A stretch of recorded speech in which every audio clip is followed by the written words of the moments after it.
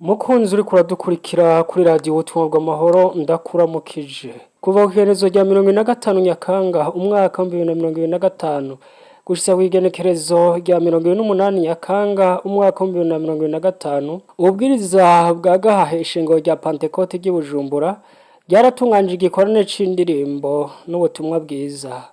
Radiyo ubutumwa bw'amahoro yari yahishikiye kuva ku munsi wa gatanu igenekerezo rya 26 gushitsa ku munsi w'Imana igenekerezo rya 28 Nyakanga umwaka wa 2025. Muri kano kanya twagira ngo tubamenyeshe uko igikorane cagenze. Ariko muri make reka ndababarire igishengero rya gahahe ububwiriza bwo mu ishengero rya gahahe. Ububwiriza bwa gahahe ni ububwiriza bwavyawe ni ububwiriza bwa Kinama, rikaba rihereye mu gice c'uburaruko ca gisagara ca Bujumbura mu burengero bwaho bita muri Tenga Lokale. Ubwo bubwiriza nyene bwa gahahe bukaba ari bwo bwavyaye ububwiriza bwa Tenga Lokale. Mbega vyari bimeze gute muri gahahe ku bubwiriza bwa gahahe? Reka ndakubwira uko twasanze hameze. Ugishika ku bubwiriza bwa gahahe nko ku metero 200 wumva ugusamirana kw'indirimbo n'amajwi meza vyuzuye umunezero mwinshi. Wegereye ugashika mu kigo c'ubwo bubwiriza ubona ubwugamo bwinshi bw'abashitsi impande n'impande burimwo amasinzi iyo abantu bitabira ico gikorane. Hagati na hagati hari ivyicaro vy'abasangwa bicaye hagati mu kibuga. Ku ruhande rw'ubuhinga bw'ivyuma ahasa na hagati hari itangazamakuru, hakaba n'abahinga bakoresha vya vyuma bifata amasanamu arizo kamera zitandukanye na drone. Hari kandi n'abahinga ba Nema Gospel TV bakoresha bwa buhinga bwerekana ikibiriraho hakoreshejwe ingurukana bumenyi ico twita streaming. Tutibagiye kandi nuko n'urubuga ubutumwa bw'amahoro radio na televiziyo ko natwe nyene twari twahashitse niho twari ituri. Igikorane rero catanguye isaha 8 z'umuhingamo n'indirimbo zo guhimbaza Imana. Inyuma y'izo ndirimbo zarimwo ubutumwa butandukanye burimwo ukuremesha ishengero no kuritera intege gukora kuko hari ibihembo. Haciye haba ukwakira abashitsi batari bahari ku munsi wa mbere w'igikorane. Umwungere rero yaciye ahakaze n'abashitsi bavuye mu ishengero rya Pentecote ryo mu gashikanwa. Umwungere wa mbere yahaye kaze umubwizo wo mu ishengero y'ubwiza rya Tenga Lokale kugira ngo yigishe. Yasomye muri Yosuwa igice ca 5 umurongo w'9. Umutwe w'ubwo butumwa ukaba wavuga ngo uhoraho akureho agakengegwe. Umusiguzi ati hari ivyo uhoraho agira kore. Humura kuri uyu mugoroba uhoraho agira tembagaze agakengegwe. Yasomye kandi mu gitabo ca mbere c'abami igice ca 18 umurongo wa 36. Ati hari abantu bari mu mubabaro, hari abantu bari mu bibazo, atariko Imana iraje kugira ngo ibakure kwa gakengegwe. Yongeye ko Zaburi ya 27 umurongo wa 14 havuga ngo rema ni witeguhoraho. Amaze gusoma ayo majambo no kuremesha ishengero mu majambo yo gutera intege n'ubuhanuzi, yahaye kaze abantu ngo baze ku birenge vya Yesu kugira ngo abatabare. Ati icubahiro c'uhoraho kigira kigaragare muri iki kibanza. Yatumiriye abantu kuri ivyaha kugira ngo Imana igire ico ikora. Umwungere yaciye asengera abihana ivyaha vyabo. Mu nyuma hasengewe abifuza ko kugwa gakengegwe.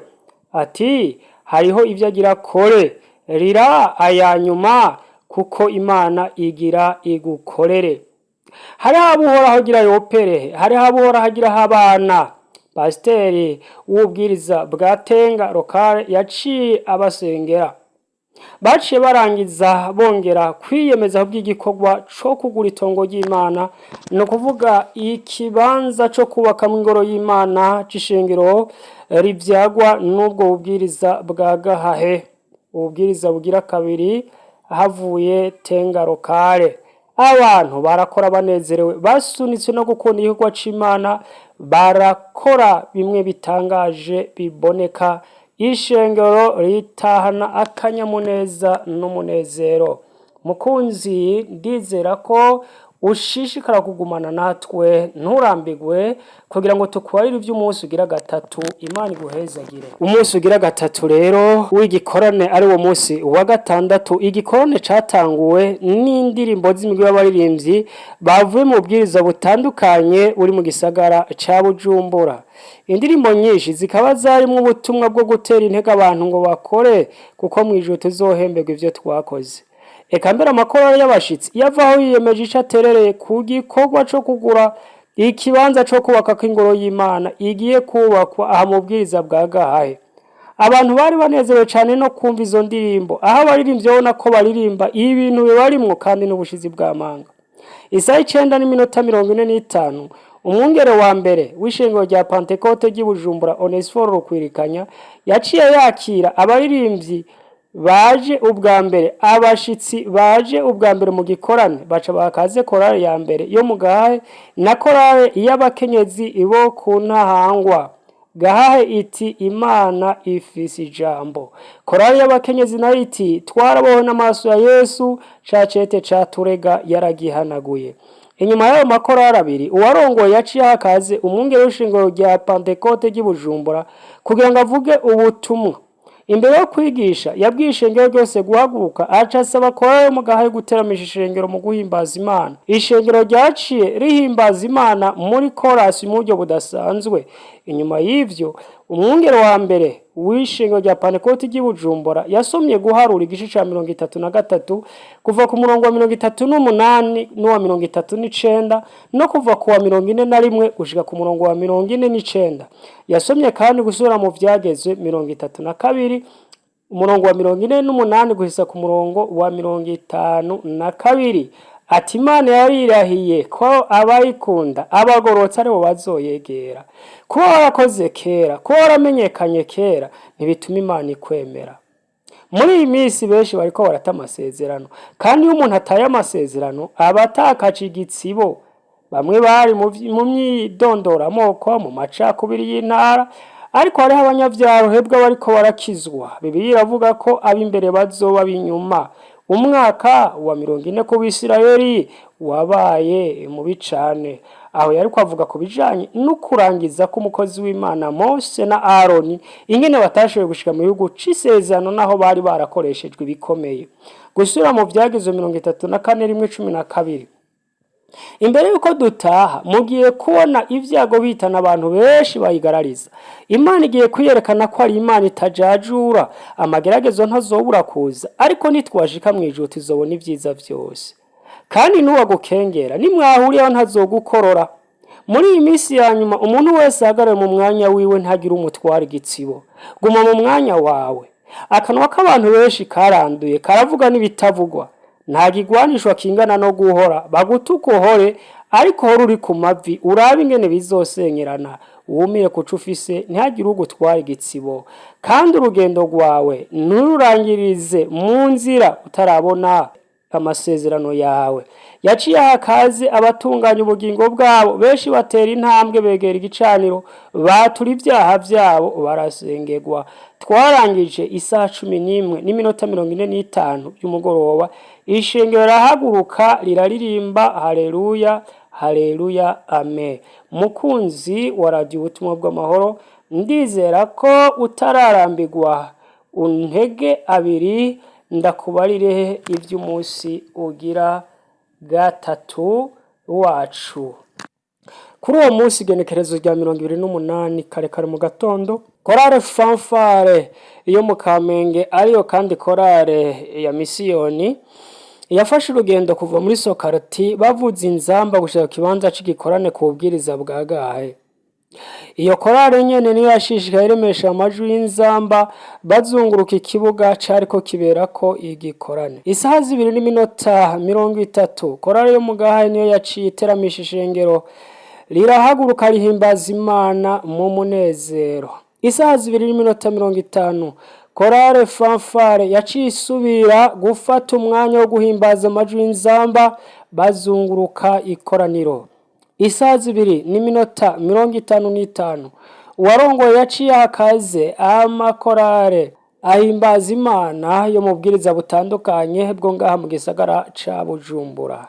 Amakorale yahimbaje Imana gushitsa isaha 4:30. Inyuma yo kwakira abashitsi, umwungere wa mbere w'ishengero rya Pentecote rya Bujumbura yaciye aha kaze abashitsi. Korale Fanfare yaciye ifata umwanya wo kuririmba mu ijwi ry'inzamba indirimbo zo mu gitabo c'ikirundi n'iz'igiswahili bazunguruka ikoraniro.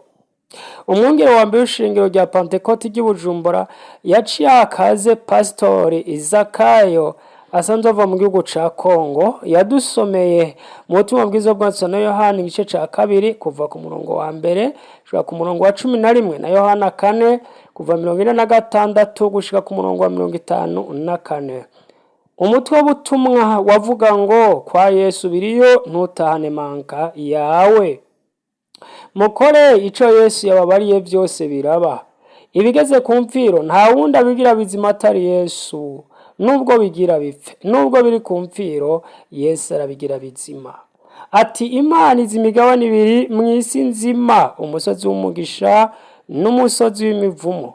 Umusiguzi yahaye kaza bifuza kuva ku musozi w'imivumo kugira ngo Yesu abakure muri manka.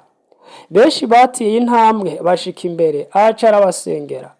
Inyuma y'ivyo umwungere wa mbere w'ishengero rya Pentecote ry'i Bujumbura yaciye asaba ko abafise ivyo batunganya mu buryo bw'umutima boca bugufi bakatura ivyaha vyabo baca barasengerwa. Ivyo birangiye umwungere yaciye asaba kandi ko abantu baba bakigendera mu bigirwamana, no kuvuga abakoresha ibintazi vyo mu bapfumu n'amangetengete n'ibindi, ko bogumaho bagasengerwa kugira ngo babohoke, abasigaye baca barasengerwa.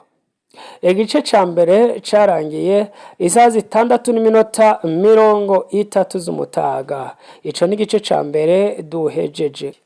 Igikorane carangiye isaha 12 z'umugoroba. Korale Fanfare yo mu Kamenge yashishikaye guteramisha ishengero gushitsa bose batashe. Umukunzi waduteze amatwi guhera mu ntango, Imana iguhezagire cane, tukaba tukwifurije ibihe vyiza, ushishikare kunezerwa no gukurikirana ibiganiro vya radio ubutumwa bw'amahoro. Naho ubutaha ni Izibariza Reverie ku bwa radio ubutumwa bw'amahoro.